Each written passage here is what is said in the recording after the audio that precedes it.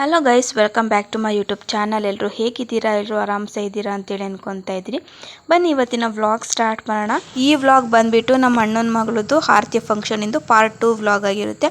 I hope ನೀವು part 1 ವ್ಲಾಗ್ನ ತುಂಬ ಚೆನ್ನಾಗಿ ಎಂಜಾಯ್ ಮಾಡಿದ್ದೀರಾ ಅಂತೇಳಿ ಅನ್ಕೊತಾ ಇದ್ದೀನಿ. ಬನ್ನಿ ಇವತ್ತಿನ ವ್ಲಾಗ್ ಸ್ಟಾರ್ಟ್ ಮಾಡೋಣ. ನೆಕ್ಸ್ಟ್ ಫಂಕ್ಷನಿಗೆ ಬೇರೆ ಡ್ರೆಸ್ ಹಾಕೊಳ್ಳೋಣ ಅಂತೇಳಿ ಅಂದ್ಕೊಂಡೆ, ಬಟ್ ಲಾಸ್ಟ್ ಮೂಮೆಂಟಲ್ಲಿ ಅದು ಏನಾಗುತ್ತೇನೋ ನನಗೆ ಒಂಥರ ಕನ್ಫ್ಯೂಷನ್ ಆಗ್ಬಿಡುತ್ತೆ. ಹಿಂದಿನ ದಿನ ನೈಟೇನೆ ಪ್ರತಿಯೊಂದೂ ಎಲ್ಲನೂ ಸೆಟ್ ಮಾಡಿ ಇಟ್ಟಿದ್ದೆ. ಆ್ಯಕ್ಚುಲಿ ಹೇಳ್ಬೇಕಂದ್ರೆ ಇದೇ ಡ್ರೆಸ್ ಹಾಕೋಬೇಕು, ಇದೇ ಜ್ಯುವೆಲರೀಸ್ ಮತ್ತೊಂದು ಎಲ್ಲ ಪ್ರತಿಯೊಂದೂ ಎಲ್ಲದೂ ರೆಡಿ ಮಾಡಿ ಇಟ್ಟಿರ್ತೀನಿ. ಅದೇನಾಗುತ್ತೆ ಏನೋ ಲಾಸ್ಟ್ ಮೂಮೆಂಟಲ್ಲಿ ಡ್ರೆಸ್ಅಪ್ ಆಗಿರ್ತೀನಿ, ಬಟ್ ಆ ಲುಕ್ ನನಗೆ ಇಷ್ಟನೇ ಆಗೋದಿಲ್ಲ. ಮತ್ತೆ ಅದನ್ನು ಚೇಂಜ್ ಮಾಡೋದು ಬರೀ ಇದೇ ರೀತಿ ಆಗೋಗ್ಬಿಡುತ್ತೆ. ಸುಮಾರು ಲೇಟ್ ಆಗುತ್ತೆ. ಎಷ್ಟು ನಾನು ಅದೇ ಡ್ರೆಸ್ ಹಾಕೋಬೇಕು ಅಂತೇಳಿ ತಲೆಗೆ ಇಟ್ಕೊಂಡು ನನಗಿಷ್ಟ ಅದೇ ನಮ್ಮ ಮಮ್ಮಿಗೆ ಇಷ್ಟ ಇರೋಲ್ಲ. ನಮ್ಮ ಮಮ್ಮಿಗೆ ಚೆನ್ನಾಗಿ ಕಾಣಿಸಿಲ್ಲ ಅಂತ ಹೇಳಿದ್ರೆ ಇನ್ನೊಬ್ರಿಗೆ ಚೆನ್ನಾಗಿ ಕಾಣಿಸ್ತಾ ಇರೋಲ್ಲ. ಮತ್ತೆ ಅದನ್ನು ತೆಗೆಯೋದು, ಇನ್ನೊಂದು ಹಾಕೊಳ್ಳೋದು, ಇನ್ನೊಂದು ತೆಗೆಯೋದು, ಮತ್ತೊಂದು ಹಾಕೊಳ್ಳೋದು. ಜ್ಯುವೆಲರೀಸ್ ಆಗಿರ್ಬೋದು, ಬ್ಯಾಂಗಲ್ಸ್ ಆಗಿರ್ಬೋದು, ಡ್ರೆಸ್ಸು, ಸ್ಯಾರಿ ಏನು ಹಾಕೋತಿರೋ ಕೊನೆಗೆ ಅದು ಏನು ಹಾಕೊಂಡು ಹೋಗ್ತೀರೋ ನನಗೇ ಗೊತ್ತಿರಲ್ಲ ಫ್ರೆಂಡ್ಸ್. ನಿಜವಾಗ್ಲೂ ಈ ರೀತಿ ತುಂಬ ಸಲ ನನಗೆ ಆಗೋಗ್ಬಿಟ್ಟಿದೆ. ರೀ ಫೈನಲಿ ಏನೋ ಒಂದು ಹಾಕೊಳ್ಳೋಣ, ಟೈಮ್ ಬೇರೆ ಆಗೋಗ್ಬಿಟ್ಟಿದೆ. ಸೊ ಫಂಕ್ಷನಿಗೆ ಲೇಟಾಗಿ ಹೋದರೆ ಏನು ಚಂದ ಹೇಳಿ. ಹಾಗಾಗಿ ಒಂದು ಸ್ಯಾರಿ ನೋಡ್ತಾ ಇದ್ದೀರಲ್ಲ, ನಾನು ನಮ್ಮ ಮಮ್ಮಿ ನಿಂತ್ಕೊಂಡಿದ್ವಿ. ಒಂದು ಸ್ಯಾರಿ ಹಾಕ್ಕೊಂಡು ಹೊರಟೆ. ಅದೊಂಥರ ಚೆನ್ನಾಗೇ ಕಾಣಿಸ್ತಾ ಇತ್ತು. ಫುಲ್ಲು ಲುಕ್ ನಮಗೆ ತೋರ್ಸೋಕ್ಕೆ ಆಗಲಿಲ್ಲ. ವೀಡಿಯೋ ಮಾಡೋರು ಯಾರು ಇರಲಿಲ್ಲ ಮೂಮೆಂಟಲ್ಲಿ. ಸೊ ಅಲ್ಲಿ ಹೋಗ್ತಾ ಹೋಗ್ತಾ ಅದು ಇದು ಅಂದ್ಕೊಂಡು ಮರ್ತೇ ಬಿಟ್ಬಿಟ್ಟೆ ನಾನು. ಸೊ ಫುಲ್ ಸ್ಯಾರಿ ಇನ್ನೊಂದ್ಸತಿ ಮತ್ತೆ ಹಾಕ್ಕೊಂಡೋಗಿ ತೋರಿಸ್ತೀನಿ. ತುಂಬ ಚೆನ್ನಾಗಿ ಕಾಣಿಸ್ತಾ ಇತ್ತು, ನೀವು ನೋಡ್ತಿರ್ಬೋದು. ವೀಡಿಯೋದಲ್ಲಿ ಅಷ್ಟೊಂದು ಚೆನ್ನಾಗಿ ಕಾಣಿಸ್ತಾ ಇಲ್ಲ, ಬಟ್ ಲೈವಲ್ಲಿ ತುಂಬ ಚೆನ್ನಾಗಿ ಕಾಣಿಸ್ತಾ ಇತ್ತು. ಬ್ಲೌಸ್ ನಾನೇ ಸ್ಟಿಚ್ ಮಾಡ್ಕೊಳೋದ್ರಿಂದ ಅದು ನನಗೆ ಕಾಸ್ಟ್ ಏನು ಬೀಳೋದಿಲ್ಲ. ಸ್ಯಾರಿ ಒಂದು ಕಾಸ್ಟ್ ಬೀಳುತ್ತೆ.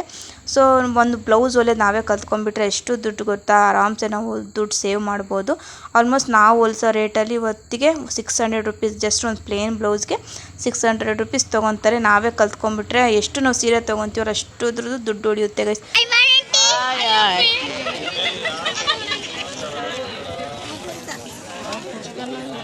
ಕಲಿಬೇಕಂತ ಆಸಕ್ತಿ ಇದ್ದರೆ ಒಂದು ಏನಾದ್ರು ಕ್ಲಾಸ್ಗೆ ಆ ಥರದನ್ನು ಹೋಗಿ ಕಲ್ತ್ಕೊಡಿ. ನಾನು ಕೂಡ ಹೋಗಿನೇ ಕಲ್ತಿದ್ದು. ಸ್ವಲ್ಪ ಮೊಬೈಲ್ ನೋಡಿ ಕಲಿತೆ. ಇನ್ನು ಸ್ವಲ್ಪ ಅಲ್ಲಿ ಹೋಗ್ಬಿಟ್ಟು ಟೈಲರ್ ಇದರಲ್ಲೇ ಹೋಗಿನೇ ಕಲ್ತಿದ್ದು. ನನಗೋಸ್ಕರ ನಾನು ಕಲ್ತ್ಕೊಂಡಿದ್ದು. ನಿಮ್ಗೆ ಯಾರಾದರೂ ಬೇಕು ನೀವು ಕೂಡ ಕಲ್ತ್ಕೊಡಿ. ತುಂಬ ಚೆನ್ನಾಗಿ ಸೇವ್ ಮಾಡ್ಬೋದು. ಹಾಗೆ ನಮಗೆ ಯಾವ ಡಿಸೈನ್ಸ್ ಬೇಕೋ ಆ ಡಿಸೈನ್ಸ್ ಸ್ಟಿಚ್ ಮಾಡ್ಕೋಬೋದು. ಹಾಗೆ ನಾವು ಟೈಮ್ ಸೇವ್ ಮಾಡ್ಬೋದು. ಹೋಗಿ ನಾವು ಟೈಲರ್ ಹತ್ರ ಹೋಗಿ ನಿಂತ್ಕೊಳೋದು, ಅದೆಲ್ಲ ಟೈಮ್ ಕೂಡ ಸೇವ್ ಆಗುತ್ತೆ. ಹಾಗೆ ಮನಿ ಕೂಡ ಸೇವ್ ಆಗುತ್ತೆ. ಹಾಗೆ ನಮಗೊಂಥರ ಕಾನ್ಸಂಟ್ರೇಷನ್ ಹೆಚ್ಚುತ್ತೆ ಗೈಸ್. ನಾವೇನಾದರೂ ಒಂದು ಹೊಸ ಕೆಲಸಗಳ ಮಾಡ್ತಾಯಿದ್ದೆ ಕಾನ್ಸಂಟ್ರೇಷನ್ ಹೆಚ್ಚಾಗುತ್ತೆ. ಬೇರೆ ಕಡೆ ನಾವು ಅಂದರೆ ನಮಗೆ ಬೇಕಿಲ್ದಿರೋದ ಕಡೆ ನಾವು ಗಮನ ಹರಿಸೋದನ್ನ ಕಡಿಮೆ ಮಾಡಿ ನಮ್ಗೆ ಏನು ಬೇಕಲ್ವ ಅದಕ್ಕೆ ನಾವು ಜಾಸ್ತಿ ಗಮನ ಹರಿಸ್ತೀವಿ. ಶಾಲೆ ನಮ್ದು ಇಂಗ್ಲಿಷ್ ಮೀಡಿಯಂ, ಆಡಲೆ ಕೋರುವೆ ನಿಮ್ಮ ಆಕಿ ವೆಲ್ಕಮ್ಮ, ಎಷ್ಟು ಚಂದ ಐತಿ ಕೆಟಿಪಿ ಶಾಲೆ ನಮ್ಮದು, ಕೆಟಿಪಿ ಶಾಲೆ ನಮ್ದು ಇಂಗ್ಲಿಷ್ ಮೀಡಿಯಂ, ಕೆಟಿಪಿ ಅಂದೆ ನಮ್ಮೆಮ್ಮೆನ ಅಂದ್ರೆ ನಮ್ಮ ಎಮ್ಮೆನ, ನೀನೆ ತನನಂತೆ ತನನಂತೆ ಶಿತ ತನನಂತೆ ತನನಂತೆ ತನನ. ಫೈನಲಿ ಏನೋ ಒಂದು ಡ್ರೆಸ್ ಅಪ್ ಮಾಡ್ಕೊಂಡು ಹೋದೆ. ಬಟ್ ಹೋಗೋಷ್ಟೊತ್ತಿಗೆ ಫಂಕ್ಷನ್ ಆಲ್ರೆಡಿ ಸ್ಟಾರ್ಟ್ ಆಗಿತ್ತು. ಆಲ್ರೆಡಿ ಎಲ್ಲ ಫೋಟೋಗಳೆಲ್ಲ ಕ್ಲಿಕ್ ಮಾಡಿಸ್ಕೊಳ್ತಾ ಇದ್ರು. ಹಾಗೆ ನಂದು ಕೆಲಸ ನನಗೆ ನಮ್ಮ ಅಕ್ಕ ವಹಿಸಿದ್ದು ಅಂತೇಳಿದ್ರೆ ಗಿಫ್ಟ್ ಕೊಡ್ತಾರಲ್ಲ ಅಲ್ಲಿ ಕೂತ್ಕೊಳ್ಳೋಣ ಬಾ ಅಂತೇಳಿ. ಬಟ್ ನಾನು ಹೋಗೋಷ್ಟೊತ್ತಿಗೆ ಪಾಪ ಅವರೇ ಎಲ್ಲ ಕೊಡ್ತಾಯಿದ್ರು. ಬಟ್ ನಾನು ಸ್ವಲ್ಪ ನಿಧಾನಕ್ಕೆ ಹೋಗಿ ಒಂದು ಚೇರ್ ಖಾಲಿ ಇತ್ತು. ಹೋಗಿ ಆರಾಮ್ಸೆ ಅಲ್ಲಿ ಕುತ್ಕೊಂಡು ರೋಸ್ ಕೊಡೋಣ ಅಂತೇಳಿ ಅಲ್ಲೇ ಕುತ್ಕೊಂಡೆ.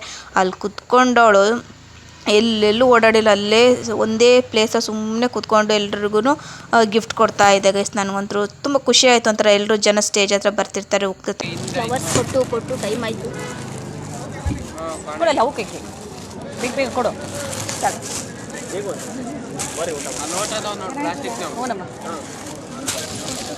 ಟೈಮ್ ಆಯ್ತು ಬಿದ್ದಕ್ಕ ಕೊಡಮ್ಮ. ಕಾಲ್ಗೆಚ್ಚೆನಾದದಲ್ಲಿ ನನ್ನ ಗುಂಡಿಗೆ ಕೂಡು ಇದೆ, ಕೈ ಬಳೆ ಸತ್ತಿನಲ್ಲಿ ನನ್ನ ಆಸೆಯ ಬುತ್ತಿದೆ. ಸ್ಟೇಜಿಂದ ಇಳಿಬೇಕಾದ್ರೆ ಗಿಫ್ಟ್ ಇಸ್ಕೊಂಡೋಗಿ ಬರ್ತಾರಲ್ಲ, ಅದರಲ್ಲಿ ಗೊತ್ತಿರೋರನ್ನ ತುಂಬ ಚೆನ್ನಾಗಿ ಮಾತಾಡಿಸ್ತಾ ಇದ್ದೆ. ಇನ್ನು ಕೆಲವೊಬ್ರು ಗೊತ್ತಿರಲ್ಲ, ಅವ್ರನ್ನ ನಾನು ಅಂದರೆ ಪರಿಚಯ ಇರಲ್ಲ, ಅಂದರೆ ನೋಡಿರ್ತೀನಿ ಬಟ್ ಪರಿಚಯ ಇರಲ್ಲ ಅಂಥವ್ರನ್ನ ನಾನೇನು ಮಾತಾಡ್ಸಿರಲ್ಲ ಗೈಸ್. ತುಂಬ ಜನಕ್ಕೆ ಯಾರು ಸಿಕ್ಕಿದಾಗ ಮಾತಾಡ್ಸಿದ್ರೆ ತುಂಬ ಖುಷಿ ಪಡ್ತಾರೆ. ಬಟ್ ನಾನೇನು ಆ ರೀತಿ ಅಲ್ಲ ಗೈಸ್. ಆರಾಮ್ಸೆ ನಾನು ಹೋಗ್ತೀನಿ, ನಾನು ಬರ್ತೀನಿ. ನಾನು ಮಾತಾಡ್ಸಿದ್ರು ಓಕೆ, ನನ್ನನ್ನು ಮಾತಾಡ್ಸಿಲ್ಲ ಅಂದರೂ ಓಕೆ. ಬಟ್ ನಾನು ನಾನು ಒಬ್ಬಳೇ ಇರೋದಕ್ಕೆ ತುಂಬ ಎಂಜಾಯ್ ಮಾಡ್ತೀನಿ. ಸೊ ಅವ್ರವ್ರ ಪಾಡಿಗೆ ಅವ್ರು ಬಂದಿರ್ತಾರೆ ಫಂಕ್ಷನ್ಗೆ, ಈವೆಂಟ್ಸ್ಗೆ. ಅವ್ರು ಬಂದು ಊಟ ಮಾಡ್ಕೊಂಡು ಆರಾಮ್ಸೆ ಹೋಗ್ತಾರೆ. ಸೊ ನಾನು ಅದೇ ರೀತಿನೇ ಹೋಗ್ತೀನಿ, ಊಟ ಮಾಡ್ಕೊಳ್ತೀನಿ, ನನ್ನ ಪಾಡಿ ನಾನು ಬರ್ತೀನಿ. ಯಾರು ಮಾತಾಡ್ಸಿದ್ರು ಓಕೆ, ಯಾರು ಮಾತಾಡ್ಸಿಲ್ಲ ಅಂದರೂ ಓಕೆ.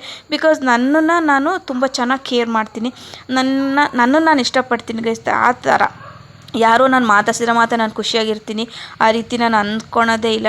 ನಾನು ಯಾವಾಗಲೂ ಎಲ್ಲೇ ಇರಲಿ ನಾನು ತುಂಬ ನನ್ನ ಪಾಡಿ ನಾನು ಆರಾಮ್ಸೆ ಇದ್ದುಬಿಡ್ತೀನಿ. ಫಂಕ್ಷನ್ಗೆ ಹೋದಾಗ ನನ್ನ ಒಪಿನಿಯನ್ ಏನಂತ ಹೇಳಿದ್ರೆ, ಯಾರು ಮಾತಾಡ್ಸಿರಲಿ ಬಿಡಲಿ, ನಿಮ್ಮ ಪಾಡಿ ನೀವು ಎಂಜಾಯ್ ಮಾಡ್ಕೊಂಡು ಆರಾಮ್ಸೆ ಬರ್ರಿ. ನಾವು ಒಂಟಿಯಾಗಿರ್ತೀವಲ್ಲ ಅಷ್ಟು ನಮ್ಮ ಬಗ್ಗೆ ನಾವು ಆಲೋಚನೆ ಮಾಡ್ತೀವಿ. ನೆಕ್ಸ್ಟ್ ನಮ್ಮದು ಏನು ಪ್ಲ್ಯಾನ್ಸ್ ಏನಿದೆ ಅದನ್ನು ತುಂಬ ಆಲೋಚನೆ ಮಾಡ್ತೀವಿ.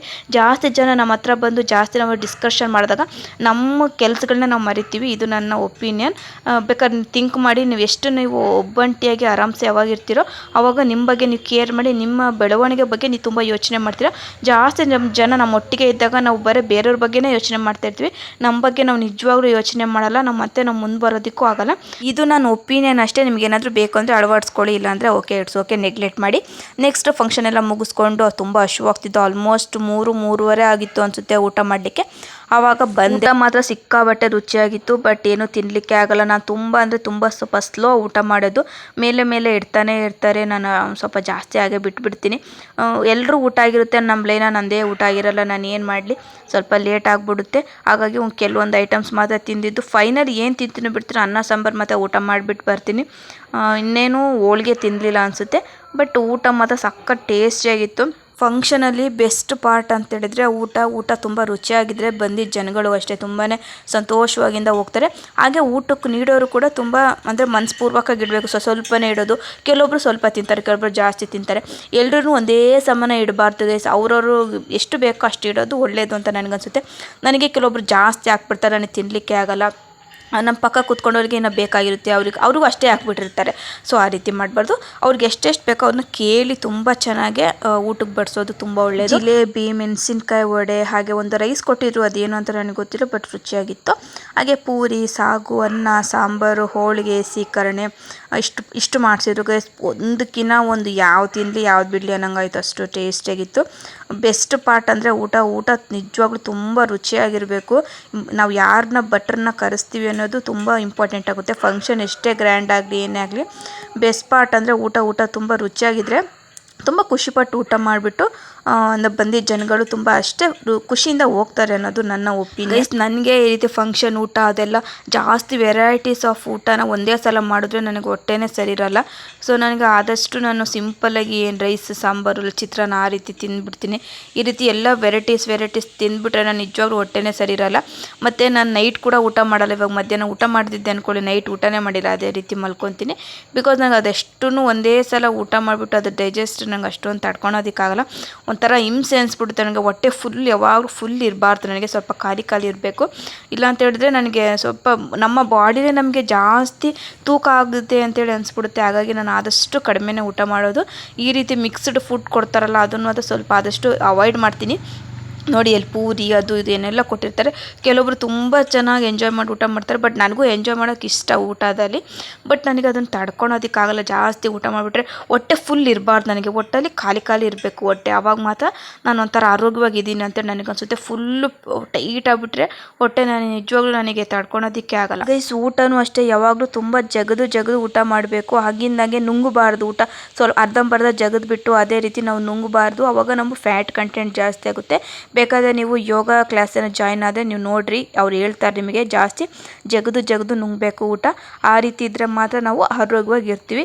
ಹಾಗೆ ನುಂಗಬಾರ್ದು. ಬಿಕಾಸ್ ನಮಗೆ ಹಲ್ಲಿರೋದು ಏನಕ್ಕೆ ಸ್ವಲ್ಪ ಜಾಸ್ತಿ ಜಗಿಬೇಕು. ಜಗದು ನುಂಗಿದ್ರೆ ಹೊಟ್ಟೆ ಒಳಗಡೆ ಕೆಲಸ ಈಸಿ ಆಗುತ್ತೆ ಅನ್ನೋದಷ್ಟೇ. ಓಕೆ ಗೈಸ್, ಇವತ್ತಿನ ವ್ಲಾಗ್ ಎಂಡ್ ಮಾಡ್ತೀನಿ. ಐ ಹೋಪ್ ನಿಮಗೂ ಕೂಡ ಈ ವ್ಲಾಗ್ ಇಷ್ಟ ಆಗಿದೆ ಅಂತೇಳಿ. ನಿಮ್ಗೆ ಇಷ್ಟ ಆದರೆ ಗೊತ್ತಲ್ಲ, ಲೈಕ್ ಮಾಡಿ, ಶೇರ್ ಮಾಡಿ, ಕಮೆಂಟ್ ಮಾಡಿ. ಆದಷ್ಟು ಬೇಗ ಮುಂದಿನ ವ್ಲಾಗಲ್ಲಿ ಸಿಗ್ತೀನಿ. ಅಲ್ಲಿವರೆಗೂ ಟೇಕ್ ಕೇರ್, ಬಾಯ್. ಇವತ್ತಿನ ಫಂಕ್ಷನ್ ಕೂಡ ಇಲ್ಲೇ ಮುಗೀತು. ವ್ಲಾಗ್ ಕೂಡ ಇಲ್ಲಿಗೆ ಎಂಡ್ ಮಾಡೋಣ. ಇಷ್ಟ ಆದರೆ ಗೊತ್ತಲ್ಲ, ಲೈಕ್ ಮಾಡಿ, ಶೇರ್ ಮಾಡಿ, ಕಮೆಂಟ್ ಮಾಡಿ. ಆದಷ್ಟು ಬೇಗ ಮುಂದಿನ ವ್ಲಾಗಲ್ಲಿ ಸಿಗ್ತೀನಿ. ಅಲ್ಲಿವರೆಗೂ ಟೇಕ್ ಕೇರ್, ಬಾಯ್. ಬಾಯ್ ಮಾಡ್ರಿ. ಬಾಯ್. ಓಕೆ ಗೈಸ್, ಬಾಯ್.